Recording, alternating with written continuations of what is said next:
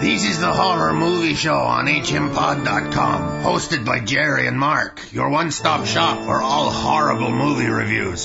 From the latest blockbusters and independent films to classics, let Mark and Jerry convince you the world is a dangerous place, though often good for a laugh.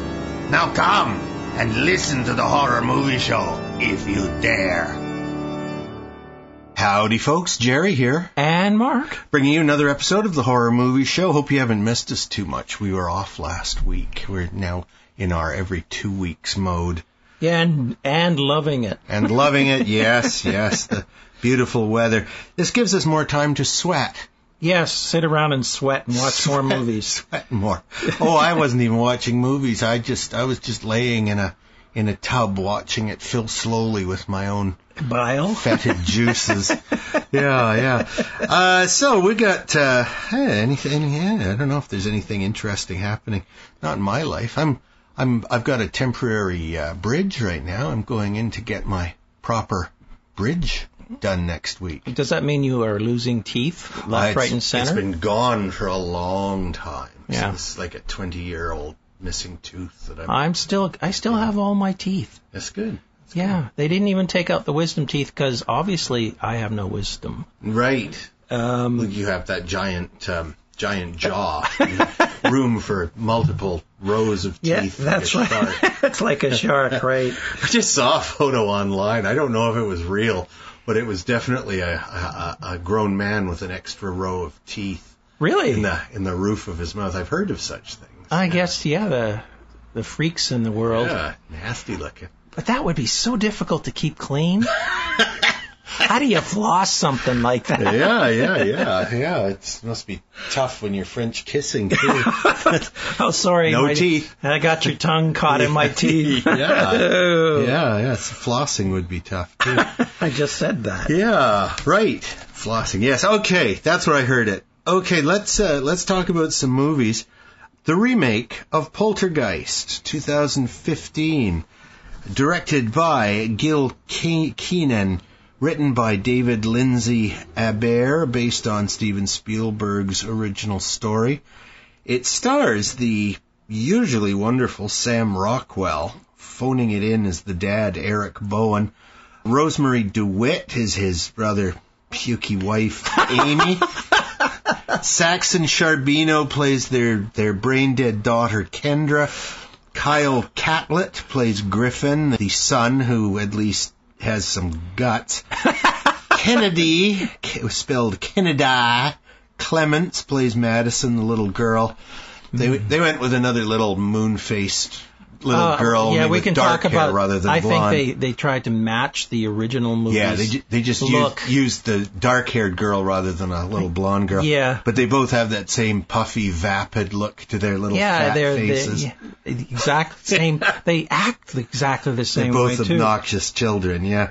Jared Harris plays the equivalent of the little, tiny, shriveled-up woman from the original Poltergeist. That's right. He's supposed to be a cynical, tough-talking television host of a reality show. Yeah, about poltergeists and stuff. Ghost hunters or something his character's name is the realistic-sounding Kerrigan Burke. Well, he is a TV star, so he would have made up a good name like that. Right. Like David Letterman. Exactly. If you're going to be on TV, you want to have a name that just screams originality. And Jane Addams plays Kerrigan's ex-wife, Dr. Brooke Powell. And there's another one. My God, they're just nothing but loaves of bread with the crusts cut off. Gee, what did you think of this movie, Jerry? Well, I didn't like the original. I didn't think much of the original. Really? But at least the original sort of laid blame at the end. Like, there was reason that the family was being picked on specifically because the father was in on this dirty deal where this housing development had been built on top of an old graveyard. Yeah. Now, in the remake, they've gutted it. There's no reason that this family is being screwed with by demons or ghosts or whatever they are. There's no reason for it. Just they were unlucky enough to move in because they're on hard times and they bought a cheap ass condo. Right. But there's no foreclosure. payoff. There's no reason that they should be picked on. Yeah. You know, the first one had plenty of flaws, and it's obnoxious, and Craig T. Nelson is just, to me, a horrible, horrible individual. I've never liked him. He's like a gym teacher, you know, and they had him playing coach on that. He played a great coach. Horrible sitcom. But he just, what a big dumb mouth breather. Oh, I'm sorry, but I disagree with you. I mean, I like Craig T. Nelson. I think he's a fine person. I liked him fine person. And I liked him in Poltergeist because I did like the first Poltergeist movie. Right. It was a non-typical horror movie of its day. See, I thought it dumbed it down. It took all the real scares out of it. I just thought it familyized it. Yeah. It made it friendly. Yeah, real Spielberg, wimp it down. But not wimp it so much as is subtle. It starts off very subtly. I don't see anything Spielberg does being subtle. It gets crazy at the end. Yeah. It builds. In other words, it starts off with a little thing, and it builds and it builds and it's The Exorcist. It's the fascination of the family discovering these odd things happening in the house.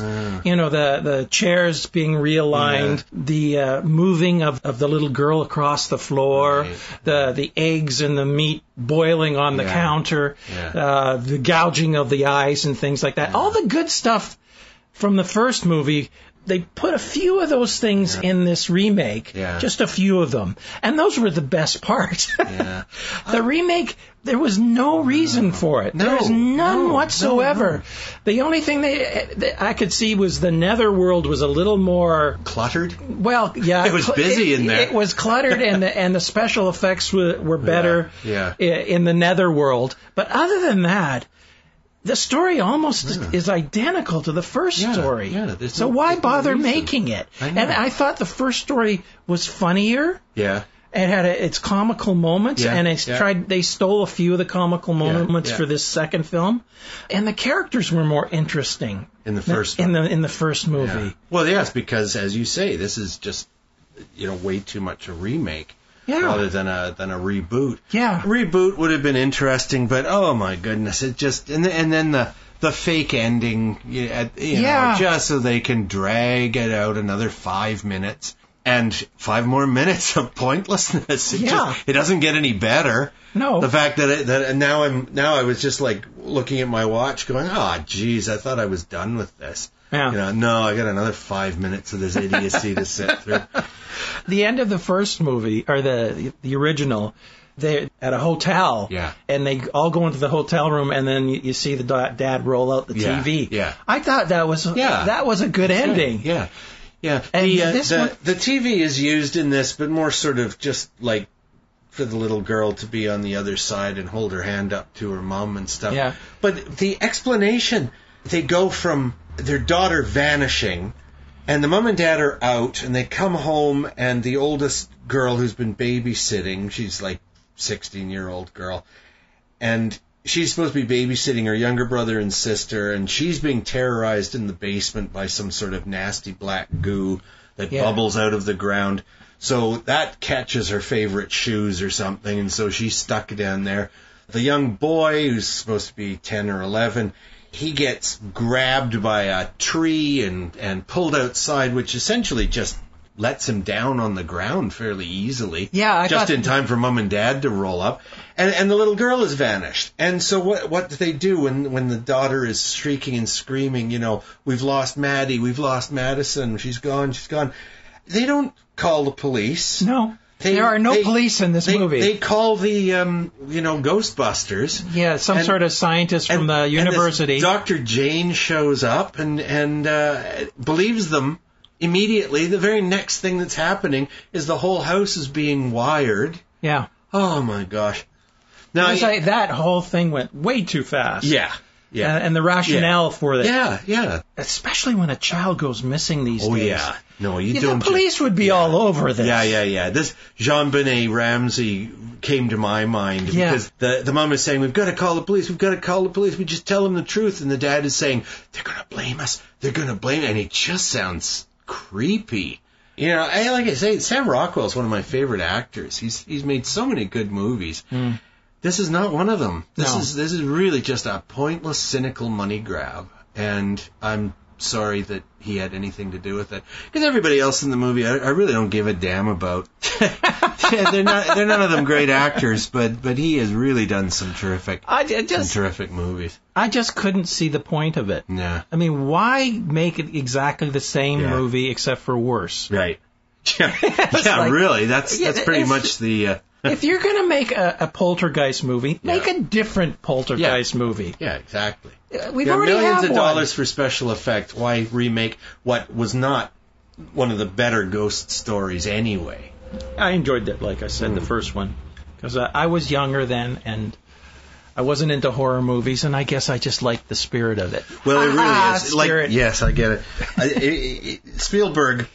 Oh my gosh, he dumbs everything down. Spielberg has this real knack. Yeah. Whenever he makes a movie, he steals from all sorts of different sources and kind of combines it into something that's sort of fresh. Yeah. But it doesn't age well. No. Because it's shallow. Yeah. That's the main thing to me. It's cheap scares. Yeah. Real cheap scares. Yeah. A lot of his movies, you watch them again, the second and the third Indiana Jones movies. Yeah. There's no surprise. It's just, it's not fun anymore. No. And it's like, he had a couple really good ideas and some big movies, like Jaws was a great movie. But then it got overkill after that. Yeah. And E.T. was an interesting movie, but you watch that and it's really dated. Yeah. It's really stupid now when I watch it. It's even stupider when they took all the guns away and deadly walkie-talkies. Yeah. I mean, they can't even keep history right. I know, it's very weird. I mean, kids know what guns are, and these are supposed to be government agents. Yeah. You know. If they went in today, they would have guns. I know. It didn't make any sense. Yeah, I was one of the few reviewers when E.T. first came out, and I panned it. I just thought it was, this Peter Pan rubbish.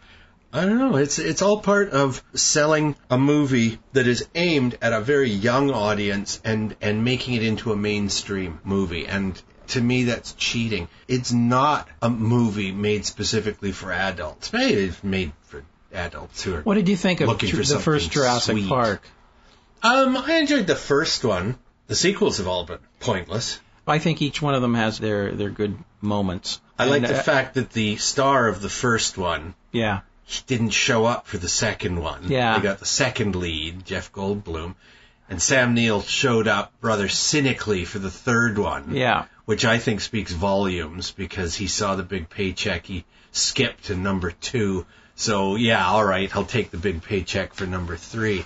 But compared to the first one, no big surprises. They came up with an even bigger dinosaur for number 3. Okay, great. Have you seen the ad? Have you seen the coming attraction for the reboot? Jurassic World. And there's a guy with like a little fish, and he's standing way up above the pool, and this gigantic Kronosaurus or Mosasaur or something comes like a giant killer whale, and I mean a really big killer whale, comes leaping out, and it takes the little fish from the guy's hand. I'm sorry, that whole platform is going to be chewed off. I can see this movie. I don't know what to make of it. I've seen a number of different trailers, each one of them showing different aspects, and I'm going, this is going to be one wild ride, but I don't know if it's going to make much sense. No, and I don't like the fact that the guy, the wimpy, plasticky looking doughboy from Guardians of the Galaxy, Chris Pratt. Is that his name? And yeah. He's in charge of. He's the big star. Well, it's from what I've gathered from all the trailers that I've watched. He's going to gang up with the velociraptors to battle the big dinosaur. Right. At least that's what I think. Because he's the alpha. Yeah. Yeah, and yet they're dropping hints that the dinosaurs are communicating with each other. Mm-hmm. Really? Okay. They were halfway towards intelligence. The small velociraptors were halfway toward intelligence, opening handles on doors and stuff like that. But if they've done what the scientists in Deep Blue Sea have done and increased their intelligence, well, that's a really stupid thing to do. Yeah, wouldn't it be? Again, we get back to the point where, what science does all these wonderful things. And they're talking about bringing back the woolly mammoth and stuff like that. Yeah. Meanwhile, we're killing all the living elephants. Yeah. You know, but this is the point. Hey, we can bring back the woolly mammoth, but we can bring him back better. Yeah. Smarter, more dangerous. Let's put a human brain in it. Let's put a human brain in it. Let's give him tiger fangs. Yes. So, we can't just leave well enough alone. No, why should we? Okay, well, let's move on to our next show, which is, at this point, just a pilot, but it has been picked up, and I'm really looking forward to it. It's being produced by Netflix? No, it's... It's one of the cable networks. One of the interesting cables. Anyway, The Man in the High Castle, based on the book from the early 60s by Philip K. Dick. Excellent novel. It's in that weird category of alternate histories. Yeah. And this one is suggesting what would the world be like, what would America be like if the Germans and the Japanese had won World War II, and they've divvied up the country. So there's a sort of demilitarized zone in the middle of the states. In the Rockies. So you have the California West is controlled by the Japanese, and the majority of America controlled by the Germans. And they didn't get into a lot of the interesting little touches that are in the book, that the Germans have quickly moved into outer space because, of course, they had all the great rocket scientists. Exactly. And now the Nazis are, marching proudly into the cosmos. Moon. And also there's a lovely mention, very subtle in the book, that an experiment, a horrible experiment gone extremely wrong, to depopulate all humans from Africa, like kill all the black people, and the entire continent died. Like whatever German invention it was, it just killed everything on the whole continent.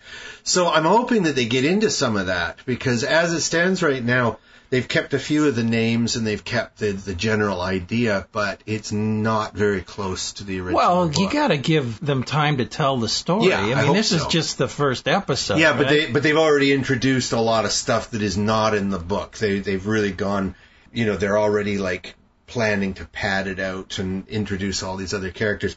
In the book, it's really just a couple of main characters, as they will in any TV series. They want to drag this out for years. Under the Dome is going to the third season. Oh, I can't believe that. I'm not watching that piece of crap anymore. No, neither am I. I stopped watching it after the silliness just continued. It just continues to get weirder and weirder. Sillier, yeah. Man in the High Castle, adapted by Frank Spotnitz, executive producer was Ridley Scott, so that's a mark of quality. Mm-hmm. Some of the names: Joe Blake is played by Luke Kleintank. Steve Byers plays Lawrence Clem. One of the names that people might be familiar with: Rupert Evans plays Frank Frink. That name was used by the Frank Frink Five, which were the rock band. Were they? Yeah, punky band. When? They were quite popular, I guess, the 80s, Really? Yeah, Frank Frink 5. Never heard of them. Yeah. No. Yeah, Frank Frink being the main character in Man in the High Castle novel. DJ Qualls from our Z World, he's in there as Ed McCarthy. I wonder if he's going to be in the series, because he's in Z World. Sure. So can he be in two series at the same time? Yeah, it just depends how the shooting goes. Yeah. And Rufus Sewell as John Smith. I always liked Rufus. I've been a fan of his since I was at that Dark City. I love that movie. All right. Very weird movie. Yes. So overall, I really liked it. I thought they had a good take on the novel. I thought that they picked up on the interesting threads, and I hope that they will stick fairly closely with it, because it's a wonderful novel. He's one of my very favorite science fiction fantasy writers, Philip K. Dick. Is he still around? No, died quite a while ago. If people don't know his name, he wrote the novel that Blade Runner was based on. He wrote the novel, the short story that the Schwarzenegger and Colin Farrell Mars movies, Total Recall. Yeah, I love Total Recall, the first one. The first one? Yeah. What about the remake? You weren't as keen on it. I thought it was a lot less story and too much action, too much running around. Okay, right. Just way too many chase scenes. The first one, I mean, I don't want to get into a big review of it, but I thought the first one went a little overboard with the special effects. Really? The exploding woman mask and stuff like that. I just thought it was cheesy effects, for one thing, because the special effects back then were just not very good. Yeah. What they were trying to do, is project a futuristic thing where we've gone to Mars, and we have mining things on Mars, and this guy is basically brainwashed. And I love that whole aspect of it, is what's real, what isn't real. Right. And that's what really appealed to me about that movie. It wasn't necessarily the special effects or the acting, or it was just the thought of it. Right. That was appealing to me. Right. That's why I liked the movie. Yeah. And Schwarzenegger is likable enough in it. He's such a muscle man. He was still odd looking back in those days. Oh, I love the way. But when we find out who he actually is, then it's all understandable. Yeah. And he gets to fight with Sharon Stone. That was all right. He fights with lots of babes. I just and the mutants that Quato and they were just so cool, and the woman with 3 breasts and the club or the place where they all hung out. It had a lot of interesting parts in it. Quite a different style than The Man in the High Castle. Now, and the book is a very different style too. It's one of his early novels, and it's really not science fiction. However, there is a thread running through it, and they do represent the thread that's in the novel of a sort of a greater reality trying to break through this false reality that the Axis powers won World War II. In the TV show that we're talking about, they represent that by there's films of the Germans having lost the war. So how can there be proof of that? There's sort of a leak somewhere between the two realities. They're hinting that there's a big cover-up. And how do you do a cover-up like that? Yeah. It's like the U.S. government all of a sudden decide, well, we won the war, but we're going to pretend we didn't. Yeah. So I'm looking forward to more episodes because it's a terrific story. Well, it's also a mixture of technology. Here you have the Germans still wearing their Nazi uniforms. Yeah. Well, the whole story is set in the early 60s when the original novel was written. So it's not today. But they also have futuristic stuff because they say that the engineers and the scientists of the Germans just went wacko after the war, and they went light years ahead of where they really would have been in the 60s. Well, they certainly didn't worry too much about breaking rules, like horrible, cynical murder of everybody in Africa and just completely destroying a continent. They take the idea that the Nazis would experiment on anybody that's not a pure race. Sure. Everyone else is expendable. Yeah. What happened to the Italians? Oh, well, they were allies of the Germans. Yeah, I know, but they don't really mention them having any piece of the pie. They were a small part of the Axis powers compared to the Germans and the Japanese. And if I recall correctly, nothing happens to Canada. Yeah, no, that's just sort of. Yeah, they don't mention Canada, but as far as I know, in the book, Canada was never taken over by the Nazis or anything. We're just up here. The other thing that isn't, perhaps it's in the book. It's years since I read it, but not in the TV movie here. There really isn't a mention of what happened with Britain. Perhaps Britain survived to some extent. Well, they say that the Nazis didn't even want to take over Britain. No. Hitler wanted to be allies with the English because he saw them as being similar racially. Yeah, exactly. Yeah. So they would have just incorporated them within their system. Right. As part of the German nation kind of thing. But meanwhile, with America taking over, the Jews are being rounded up and so on. And blacks and all that. Oh, yes. No, unpleasant people, Nazis. As a rule. Perhaps there's some nice cooks among them. I'm sure there were some nice Nazis out there somewhere. Okay, now I've got one that Mark hasn't seen, and few will.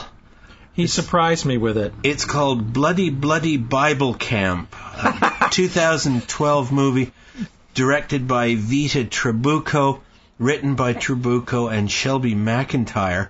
I'm going to give this a real quick review. Well, I just want to know what drew you to this movie. they asked if I'd like to see it. Oh, okay. So it wasn't the title that just hooked you in. I don't think so, no. Stars Reggie Bannister as Father Richard Cummings, Tim Sullivan as Sister Mary Chopper, also plays Eugene, Yvette Corvez plays Millie, Matthew Aiden plays Tad, and, oh Lord help us, Ron Jeremy plays Jesus Christ. The porn actor known as Hedgehog. Ron Jeremy plays Jesus. And he comes in near the end, and he's just essentially got some advice for the most cynical characters, and that is, hey, God doesn't hate fags. You know, be cool. Thanks, Jesus. Wait a minute, how did he even get into this movie? Okay, well, tell me about this movie. Well, oh God, it's not a very good movie. Let's just leave it at that. It didn't resonate in you. It didn't register with me, really. Yeah.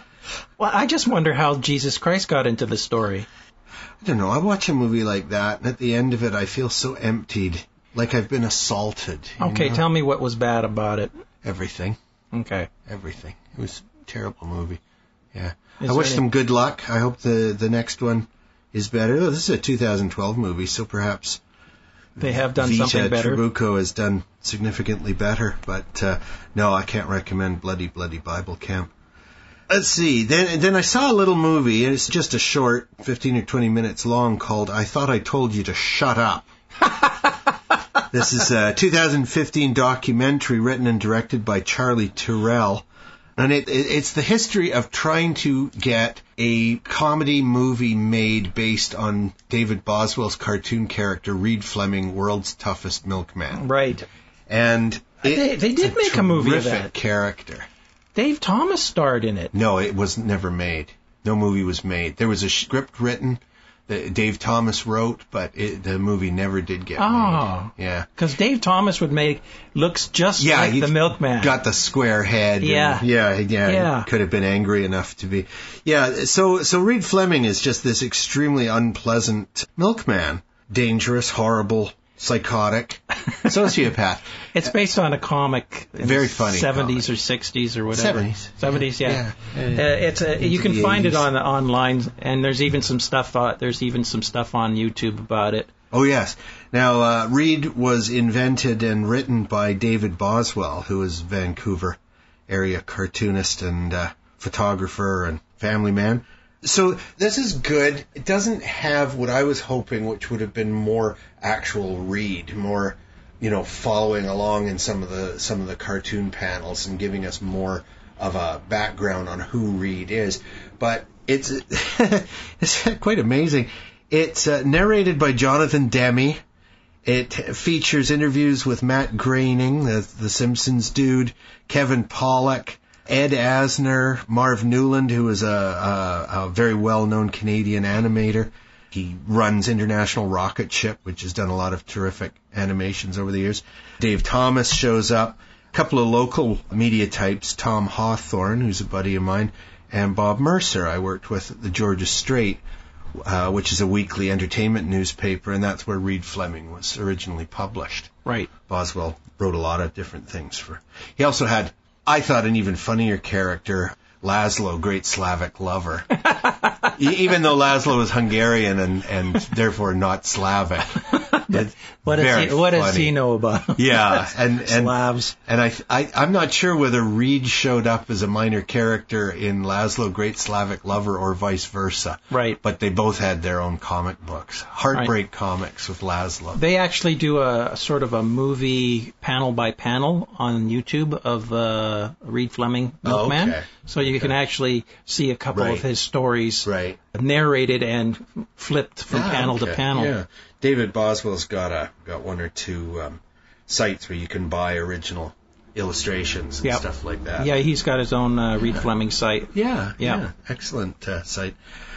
Okay, so now, like I say, that's really good, but I was a little disappointed because I thought I told you to shut up. It's a little too much focused on the fact that the movie never got made. It's the story of what would have been a great fun movie, but Hollywood just kept stepping on it and pulling out, and financing just would fall through at the last minute. And I wonder if they could make it now It would be quite funny if you get the right person. Oh, yeah, it's still a terrific story. It's a little brutal, too, because, Boswell, I believe he made these deals. He sold the movie right, and now it's out of his hands. Same thing happened with Joe Haldeman and his wonderful novel Forever War. There's been talk for decades about making a movie or a mini-series, about the Forever War. And it's just, whatever happens, Joe's out of the loop because he doesn't own those rights anymore. Yeah, that happens. And Boswell is in a similar situation, which must be... I can't imagine how frustrating that would be. Sure. Your creation, and yet you don't have control. Yeah, I don't know how much he got paid for the rights. Yeah. I'm sure it's long gone by now. Yeah. This was in the 80s or even late 70s. They want to make the movie. You expect something to happen. You get paid. Yeah. Make the movie. Yeah. And then they sit on it. Oh, yeah. Yeah. And that's the story of the vast majority of scripts that are written. They never do get made. I think 1 out of 10 scripts that is greenlit actually gets made. It's just, it's very, very tough to get everything together. And you wonder why some of these things do get greenlit. Oh, Lord, yes. Oh, God. Oh, yeah. Bloody like Bible the Poltergeist movie we were mentioning. Last week, yeah. Oh, earlier today, yeah. Oh, just terrible. Okay, well, let's move on to another TV series. This is a 3-part series made by the BBC last year for their Christmas time of year. The BBC has a tradition of putting out a Christmas ghost story, and this was the one from last year. It's titled Remember Me, directed by Ashley Pierce, written by Gwyneth Hughes, stars Jodie Comer as Hannah Ward, Michael Palin, the great Michael Palin from Monty Python. Monty Python's Flying Circus, among other things, yeah. He plays Tom Parfit. Mark Addy plays an officer, Rob Fairholme. Julia Sawala plays Jan Ward. That's the mother of Jodie Comer. They couldn't look more like mother and daughter. Julia Sawala played the daughter on Absolutely Fabulous, which is a terrific comedy series. And Jamie Rooney West is Sean Ward. Now, the story is essentially the main character, Hannah. She's like a social worker. Yeah. And Michael Palin, he's an old man. He's admitting to being in his 70s, but in fact, it turns out he's much, much older than that. And he's been haunted by his nanny, essentially. He was a child in India, his parents, living in India, and his traditional Indian nanny wound up drowning and cursing him at the same time, so that he's forever haunted by this woman. And he's trying to get rid of her. He's trying to escape her, but he can't. She's tenacious. And it's a very, very subtle sort of ghost story. It is because very there isn't subtle. a lot of shrieks and screams and jump cuts and, no, none of that. It's more of a... More classy. Yeah, classy? It's very slow paced. Little dull. And it starts off kind of interesting. Right. Because you don't know what's going on. No. Everything is shown in flashbacks as you go, so that you learn more and more what's going on. Yeah. So it starts off very bizarrely, where this woman is killed by being flung out of the window of the second floor. Or even higher. The only person in the room with her is Michael Palin, who can't move. And he's like a sickly old man. Yeah. And they can't figure out how this woman was projected out of the window. They figured through herself. She must have run out, and jumped out the window through the pane of glass. Or the gain of pass. Something like that. Yeah. But so Michael Palin wants to leave the house and go to an old folks home kind of thing. Well, the woman is killed after he's left his house. He stages a fake accident where he's lying at the bottom of his little steps inside his house, and he makes it appear that he's fallen down and can't look after himself. So his very first day in the old folks home is when another woman who works there is out the window, and she's dead on the pavement below. And, nobody's accusing the old man, but he's just doing everything he can to run away from this ghost that's been haunting him for 100 years. It's a very strange, and it's a beautiful it's nice little story. I mean, It's way like an old-fashioned ghost story where it doesn't rely on cheap scares and special effects. It has to do with building the tension, and it is very chatty compared to, say, Poltergeist. I was reading a lot of the reviews online on this series. It's a 3-part series. Yes. And a lot of people didn't like the pacing, and they just couldn't understand what was going on. Right. Me, I didn't find it that bad. No. They kept saying how it slowed down and got it slower and slower as the shows came out. I thought it was intriguing. Right. And some of the visual effects and the way they present them, very subtle, but at the same time very eerie. Right. I thought the whole water thing that kept resurfacing here and there was intriguing. Mm-hmm. And finally you find out why the water thing comes to play. Overall, it's just a slow, methodical, well thought out. Yeah. Well, that's it. To me, it does seem slow, certainly compared to the pacing of most entertainments that we watch.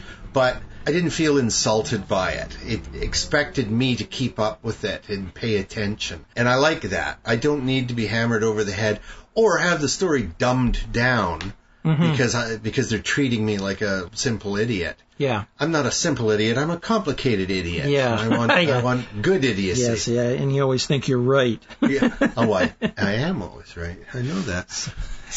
Yeah. So, not a bad series, but a lot of people thought it was slow. Slow, yeah, I can see that.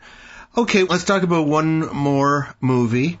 Oh, this is a nasty one. Clown. Yeah, directed by John Watts, written by Watts and Christopher D. Ford. This started out as a joke.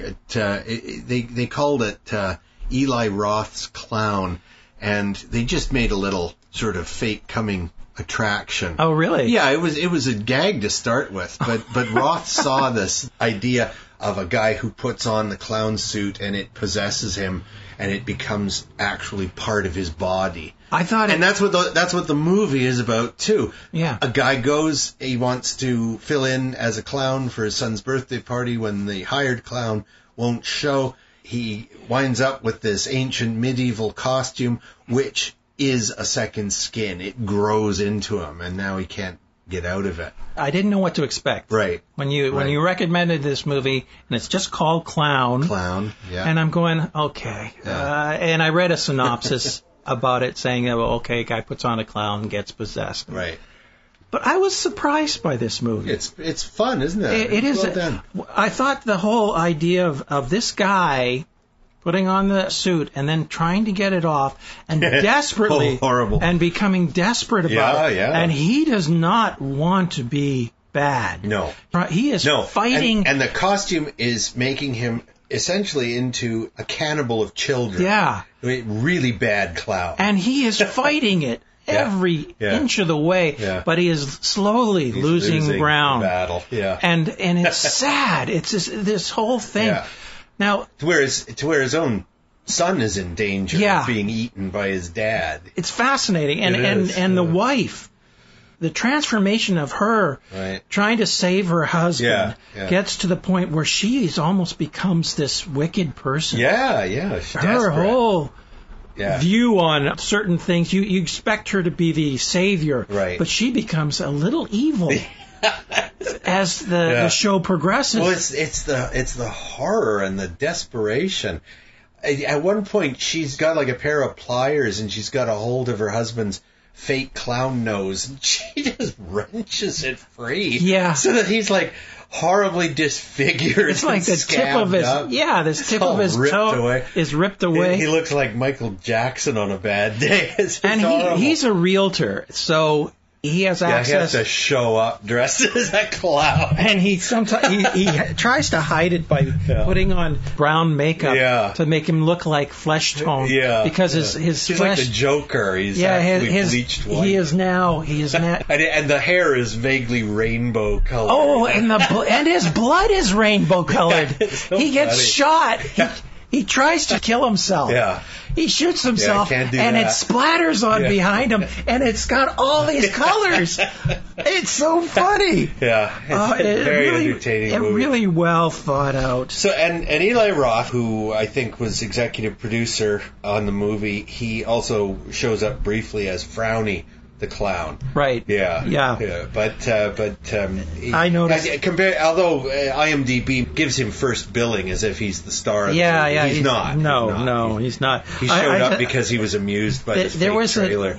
There was a number of cute kids in this movie. Right. And there was this one kid that was just constantly pestering him. It's horrible. He's trying to hide out in a seedy hotel. Yeah. And he's trying to hide out, and this kid keeps showing up. Clown. And he wants to feed him. He's like, you want some food? You're hungry? I'll go get you some food. Yeah. No, kid, get away from me. Yeah. Go away.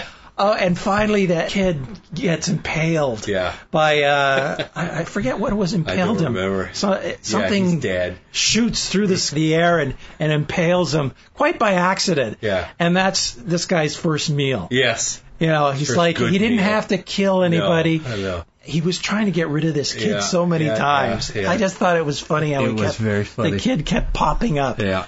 Overall, just a really well done movie. It was. It's exactly what you would expect a movie about a guy who puts on a possessed clown suit to be. Well, no, I've seen a lot worse clown movies, and this is a Canadian produced movie too. Oh, is it? I didn't know that. Oh, there you go. Okay, Canadian clown. The government put a lot of money in this. Yeah, really. Yeah, this one. Okay, so let's just go back through the movies. Poltergeist, the 2015 remake. Pointless. I mean, not as good as the original. No, it wasn't. If you don't want to watch an older movie, you could watch this movie if you haven't seen the original. Yeah. And it'll be exactly the same. Yeah. Although, well, I think they managed somehow to make it shorter and less beginning, middle, and end than the original. The original is just a more competently made movie. I think so. Although it's dated. Yeah. It is dated. It's a little bit dated. Yeah. The special effects obviously aren't as good as the one in this movie, but I think the performances were better. Right. Okay, I remember. I think it's Yahoo produced The Man in the High Castle. There you go. Yeah, and Yahoo is producing, what they do is they'll produce a whole bunch of pilots. And then they put them out there. People can watch them for free, and depending on the feedback... we actually talked about one of the other pilots that they put out there about... something happening in L.A. and this huge thing, That's contaminant. Right. Yeah, that was interesting. And that wasn't interesting. And as far as I know, it went nowhere. It didn't seem to. Yeah, no, I like that. That's right. That was very weird. Okay, so that's the Man in the High Castle is what we're talking about there. And I'm looking forward to seeing more of it. I'm hoping it'll be as good as the pilot was. You liked it? Yes. Yeah. Okay. It's the beginning. There's a little twist at the end of the first episode. Right. You can find it around. Absolutely. And there is a twist at the end of the first episode. Yeah, which hopefully will set things up for a season. Bloody Bible Camp. Absolutely forgettable. Except for the title. Yeah. The only funny thing about it is Ron Jeremy playing Jesus. Thank you, Ron. Holy Ron. I thought I told you to shut up. Very short little documentary about the making and the not making of a feature-length movie based on Reed Fleming, World's Toughest Milkman. I haven't seen this little mini documentary. Right. But there is something else on the net, I think, about the same thing, trying to make this movie. Okay. That's where I came across Dave Thomas. Sure. Yeah, he wrote his own script and everything. Remember Me, 3-part BBC series. Now, I don't know where people would see that. It was on, I think it was on BBC America over here at Christmas, but... I never got the Christmas angle, I guess. No, it isn't that it's about Christmas. No, just every Christmas they have a ghost story. Yeah. Like, the original is A Christmas Carol. Yeah. It's a ghost story, right? Yeah. Set at Christmas. Right. But anyway, I liked it. I would certainly recommend it. And then the last one we talked about was Clown. Which is highly recommended. Yeah, a lot of fun. It's a good movie, just crazy enough so you really don't know where it's coming from. I didn't expect it to be so polished. Right. I thought this was going to be a low budget thing. Well, I think it is a low budget thing, but it's done very skillfully. Yeah. Yeah, they do a nice job. Okay, folks, so we're going to wrap this episode, and we'll be back in 2 weeks with another new bunch of reviews. So it's so long from Jerry.